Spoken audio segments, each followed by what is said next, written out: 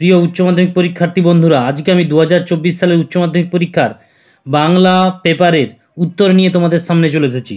তাই সরাসরি একেবারে প্রশ্ন ও উত্তর পর্বে চলে যাচ্ছি। প্রথমে আমি এমসিকিউ পার্ট নিয়ে আলোচনা করব। এমসিকিউর প্রথম প্রশ্ন, সংসারে তার নাকি মন নেই। এখানে যার কথা বলা হয়েছে সে হলো নিখিল। এরপর দ্বিতীয় প্রশ্ন, সকলে একই কথা বলে। সকলে যে কথা বলে তা হলো সে একই ভাগ্যের কথা ও দুঃখের কাহিনী। এরপর 3 নম্বর প্রশ্ন, আর বৃষ্টির সঙ্গে বাতাস জোরালো হলে তারা বলে ফাঁপি। এর পরের প্রশ্ন, পাশে অন্য 1000 মাইলে দূরেই থাক আর ড্যাশ তালা লাগানো গুদামেই থাক। উত্তরটা হবে 31টা। এর পরের প্রশ্ন অর্থাৎ 5 নম্বর, রূপনারায়ণের কুলে কবিতাটি কোন কাব্যগ্রন্থের অন্তর্গত? উত্তরটা শেষ লেখা। এরপর 6 নম্বর প্রশ্ন, শিকার কবিতায় দ্বিতীয়বার আগুন জ্বলেছিল কেন? উত্তরটা হরিণের মাংস তৈরি করার জন্য। এর পরের প্রশ্ন, আর আগুন লাগে, আগুন কোথায় লাগে? উত্তরটা হবে জলের অন্ধকারে ধূসর ফেনায়। নেক্সট কোশ্চেন, ক্রন্দনতা জননীর পাশে কবিতায় নিখোঁজ মেয়েটিকে পাওয়া গিয়েছিল। উত্তরটা হবে জঙ্গলে। তারপরের প্রশ্ন, বহুদিন ড্যাশ কাটেনি দিন। উত্তরটা হবে জঙ্গলে। তারপর অর্থাৎ 10 নম্বর প্রশ্ন, আরে সবসময় কি এস্থেটিক দিক দেখলেই চলে? উক্তিটি কার? উত্তরটা হবে নেপথ্যের হারমোনিয়াম বাদক। এর পরের প্রশ্ন, রাজা রথারোহণম নাটয়তি কথাটির অর্থ কী? উত্তরটা হবে রাজা রথে আরোহণ করার ভঙ্গি করলেন। এর পরের প্রশ্ন, নানা রঙের দিন নাটকে মাঝরাতে রজনীকান্ত যার পোশাক পরেছিলেন তিনি হলেন দিলদার।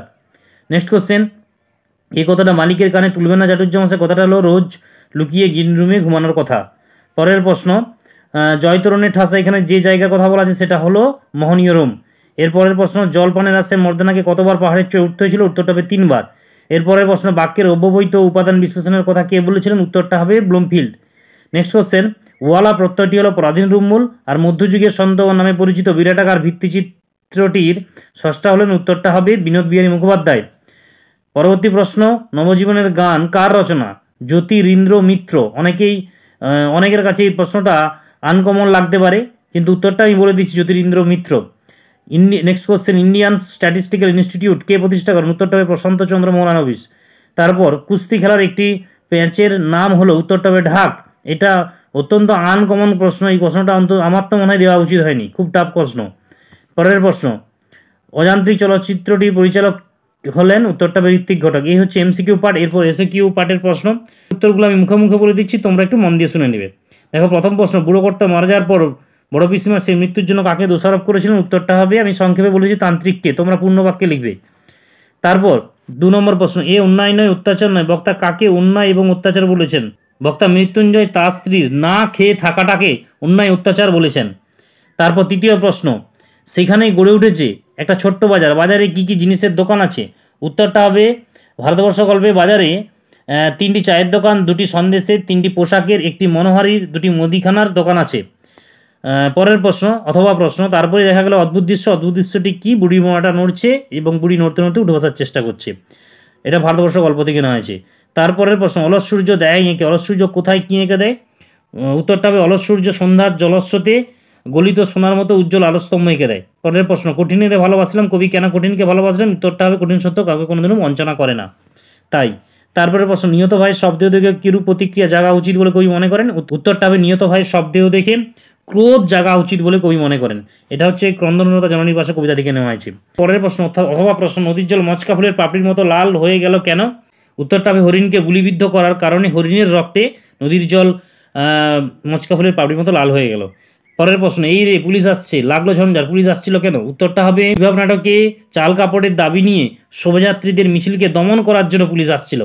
পরের প্রশ্ন, কামন কুইক, মোহাম্মদের ক্যাচটা দাও তো, কে মোহাম্মদের ক্যাচ কখন দিয়েছিল?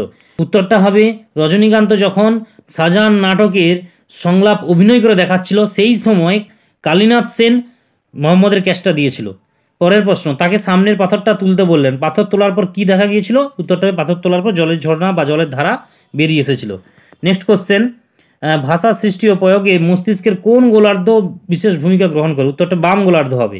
এটা একটা আনকমন প্রশ্ন, অবশ্যই এটা খুব টাফ প্রশ্ন। উত্তরতে ভিত্তি বলতে কি বোঝায়? উত্তরটা হবে, পদের যে অংশ কোনো নির্দিষ্ট প্রত্যয়ের বা উপসর্গের ভিত হিসাবে কাজ করে সেই অংশকেই বলা হয় ভিত্তি।